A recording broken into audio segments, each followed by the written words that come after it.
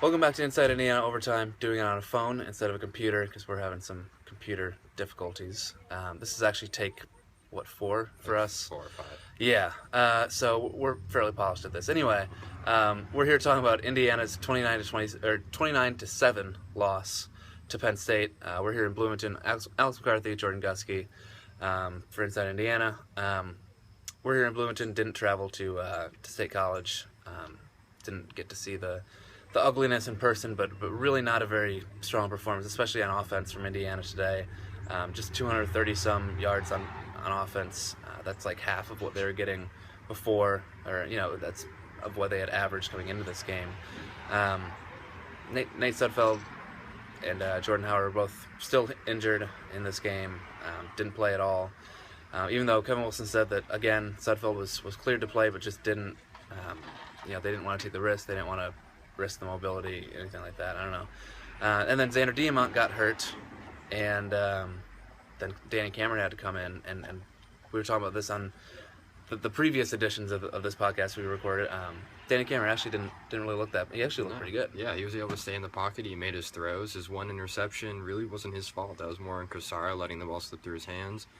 And yeah, I think he showed a lot of confidence with the offense coming in against a really tough defense in Penn State. Within a quarter and a half, he played as well as you would expect him to. Yeah, he stepped up in the pocket. He made some really good throws under pressure a couple times. Looked like he had a good arm, good command of the offense. So if Sudfeld can't go next week, which Kevin Wilson was saying that Sudfeld he's just quote a couple of days away. So you would assume maybe that Sudfeld is going to play next week, but if he can't, then Indiana has a little bit of an option there with Danny Cameron. On the other side of the ball, Indiana played really, really well at times. A couple explosion plays, which, a couple 39-yard touchdown passes, a couple of big runs for Penn State, which Indiana's really trying to cut down on. But they played well in a lot of situations. They got some pressure on Christian Hackenberg. A lot of 3-and-outs. Yeah, a ton of 3-and-outs.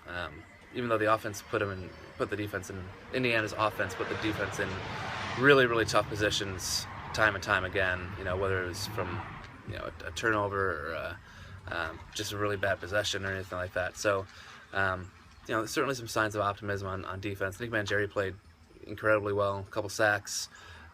He batted down a pass. Zach Shaw had a couple sacks. Marcus Oliver had 13 tackles. So signs of optimism there.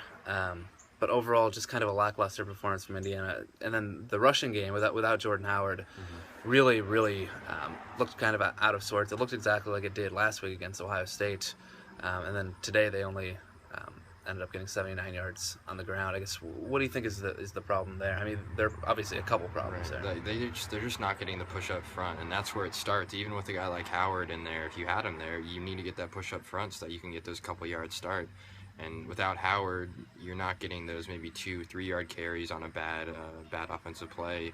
You're getting -1, -2 yard runs with a Redding or a Rodriguez or a Majet. These guys aren't able to push forward like Howard are. They don't have really the breakaway speed like maybe like a Tevin Coleman had to be able to get through these really tough situations. And that's what IU's really need to work on. I mean, Dan Feeney talked about it on Monday. He said that they needed to shore up some of their mistakes, working on the fundamentals.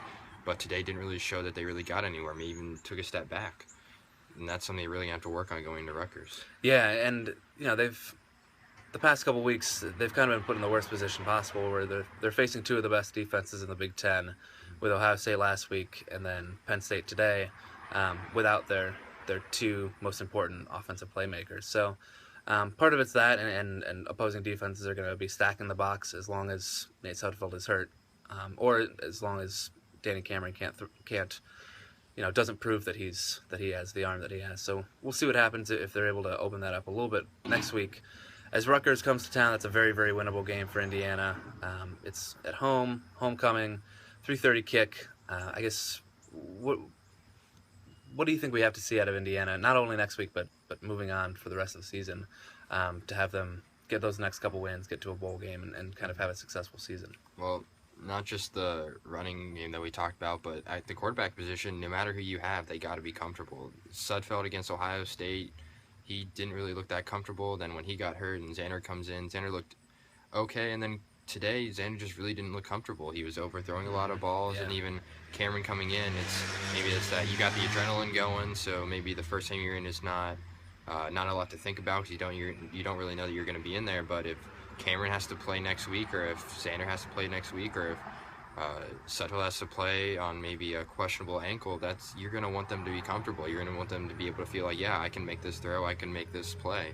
And really the comfort there, really at the start of the offense with your quarterback is the most important part. Yeah, that's a good point, is that whoever's going to be there next week is probably not going to be the most comfortable because Sudfeld has been out for a couple games, and then Diamant is hurt, maybe concussion type stuff, maybe a shoulder, maybe both, I don't know.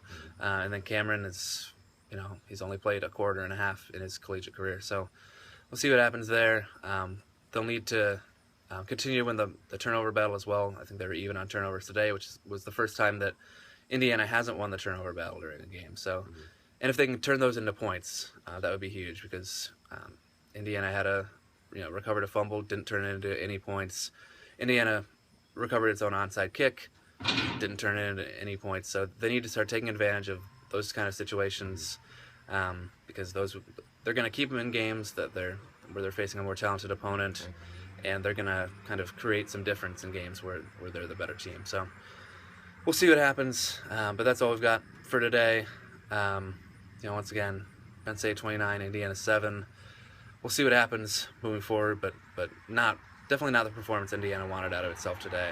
Definitely not the performance IU fans were looking for, but we'll see what happens if Indiana can kind of get back to its winning ways or whatever next week. So for Jordan Gusky, I'm Alex McCarthy. We'll talk to you next week.